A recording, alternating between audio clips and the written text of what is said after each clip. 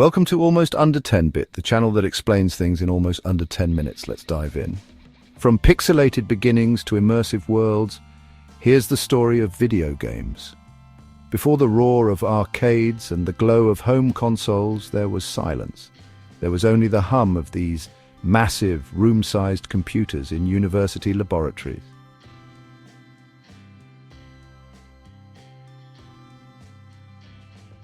Video games, were not born from a desire for profit or entertainment.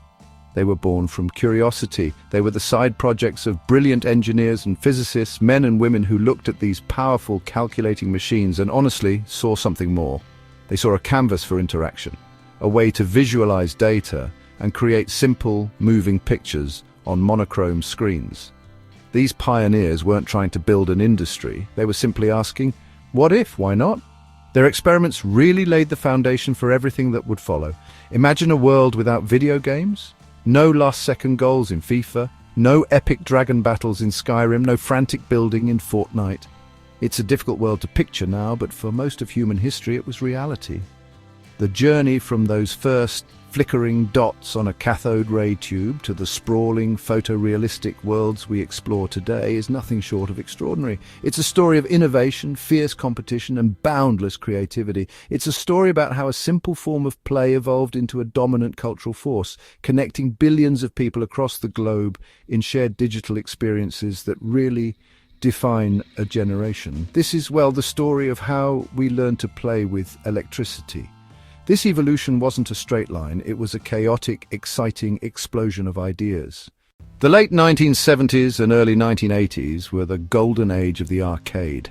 These weren't just places to play games, they were social hubs, digital cathedrals, bathed in the neon glow of marquees and the cacophony of electronic sound effects. For the price of a quarter, you could be a hero, you could defend the galaxy, navigate a maze, climb a construction site. The arcade was a proving ground where high scores were the ultimate status symbol and your initials on the leaderboard were a badge of honor. The game that kicked off this golden age was Space Invaders. Released in 1978 by Taito, its impact was seismic. The aliens marched faster and the music quickened as you got closer to defeat, making players' hearts pound.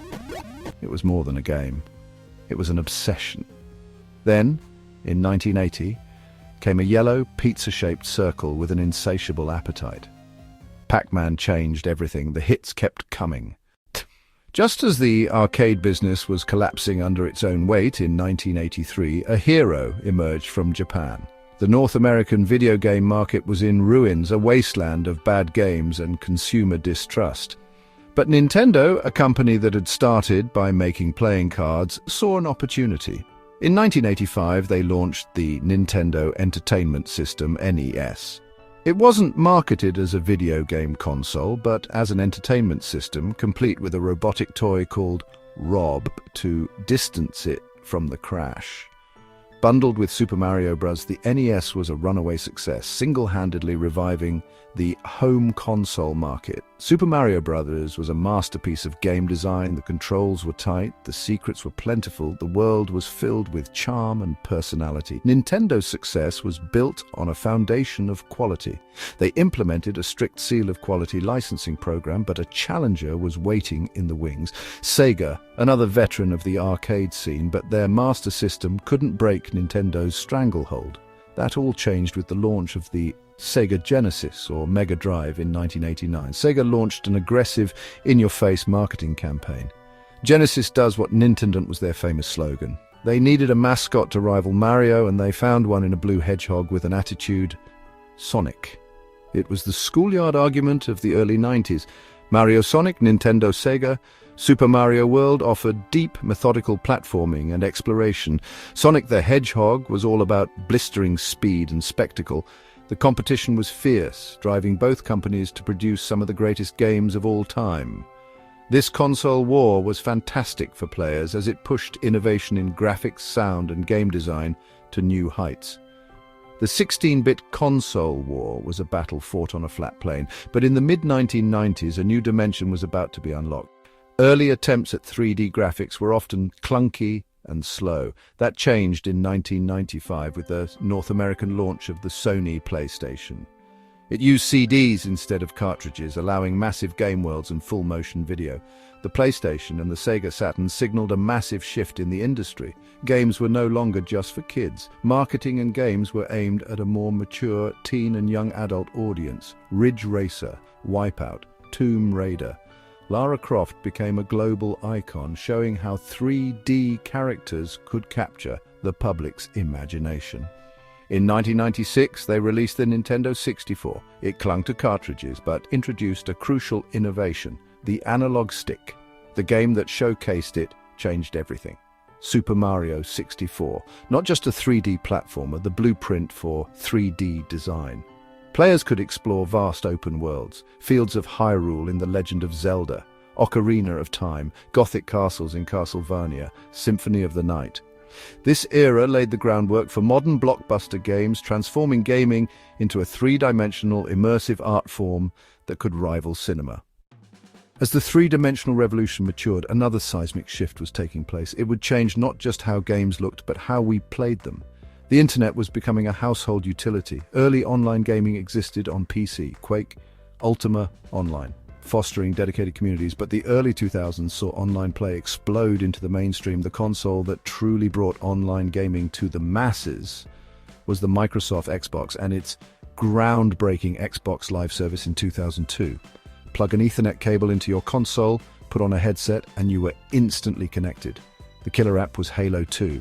Its matchmaking system was revolutionary, seamlessly pairing players of similar skill levels into intense team-based battles. For the first time, trash-talking your opponents and coordinating with your teammates over a headset became an integral part of the console experience. It created a social fabric that turned a solitary hobby into a shared, competitive, and wildly entertaining global sport. The PC was pioneering a different kind of online world, the MMORPG. In 2004, Blizzard released World of Warcraft. Millions of players entered Azeroth, not just to fight monsters, but to form guilds, build economies, forge friendships, live out a second life. Games were no longer finite products. They were living services, constantly updated with new content, patches, and events. They became places. Communities formed in the lobbies of Call of Duty, the battlegrounds of World of Warcraft, and the circuits of Mario Kart DS. Before social media became ubiquitous, online games were the primary social networks for millions. For decades, high-quality gaming was tethered to a television or a computer monitor. The true revolution began when gaming capabilities were integrated into a device that millions already carried in their pockets: the smartphone. The launch of the Apple iPhone in 2007 and the App Store a year later. The game that defined this new era was Angry Birds, released in 2009. Its formula was perfect for mobile. You could play it for 2 minutes while waiting in line or for 2 hours on your couch. Titles like Fruit Ninja, Temple Run, and Candy Crush Saga perfected the freemium model. Free to download and play, but monetized with in-app purchases like power-ups, extra lives, and cosmetics. The model democratized gaming. The market exploded, and mobile revenues soon surpassed the traditional console and PC markets combined. Casual gaming changed expectations. Games as a service, dipped into throughout the day. While hardcore players still chased 40-hour adventures on console and PC, a massive new audience enjoyed 5-minute bursts of puzzle solving and pattern matching. The shift didn't kill traditional gaming, it expanded the ecosystem. There wasn't just one type of gamer. Now there was a game for everyone, anytime, anywhere. As mobile gaming became a dominant force, the next wave was building. Game streaming on platforms like Twitch and YouTube turned gamers into broadcasters. Playing was only half the experience. Watching became a primary form of entertainment. The poster child for this new era is Fortnite. Released in 2017, its free-to-play Battle Royale mode became a global phenomenon. But Fortnite was more than a game. It became a social space, hosting live concerts and cultural events, a glimpse of the metaverse, where a game could be a living world evolving with its community. Simultaneously, virtual reality became a consumer reality, with headsets like the Oculus Rift and PlayStation VR promising full immersion. Games like Half-Life, Alyx showed its breathtaking potential, allowing players to manipulate the world with their own hands. This era is also shaped by cloud gaming.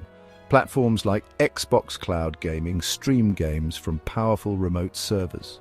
bringing high-end gaming to any device and pointing to a future where access matters more than hardware. Streaming, social spaces, VR and the cloud are all converging. Looking back at the 70-year journey from a simple dot on an oscilloscope to sprawling virtual universes, one thing is clear. The pace of change is accelerating. The future is an unwritten chapter. We are on the cusp of technologies that will again redefine gaming. Artificial intelligence will create truly dynamic worlds with NPCs that learn and adapt, while procedural generation will build unique galaxies for every player. The dream of full immersion continues with lightweight AR glasses overlaying digital worlds onto our physical reality, and haptic suits allowing us to feel the game world itself. The very nature of a game will continue to blur, blending play with social connection, creativity, and even empathy, allowing us to walk in another's shoes and experience perspectives far beyond our own. From the boop of Pong to the roar of a Fortnite concert, video games reflect our technological progress and our timeless desire to play. Each era has left its mark.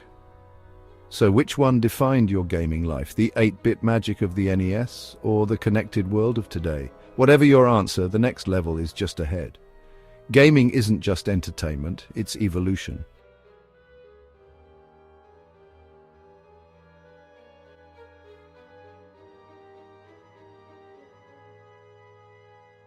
If you enjoyed this video, don't forget to like, comment, and subscribe for more almost under 10-minute explanations.